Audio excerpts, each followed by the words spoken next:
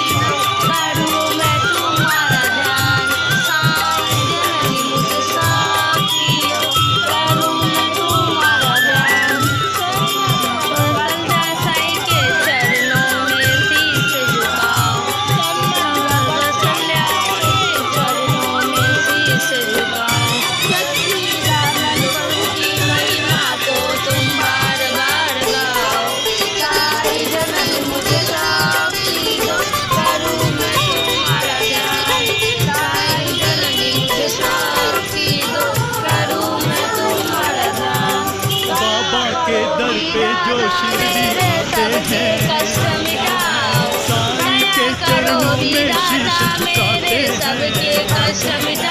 बाबा के दर पे जो शिरडी आते हैं साईं के चरणों में शीश झुकाते हैं।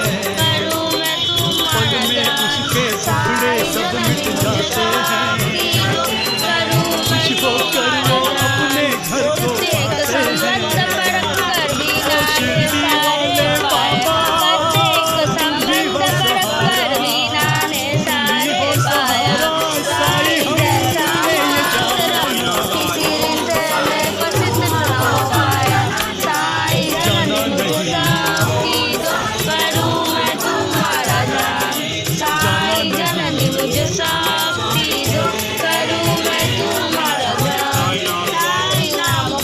ये जाना सुंदर बीज लगाओ, साईं नाम को बीज रोप कर सुंदर बीज लगाओ।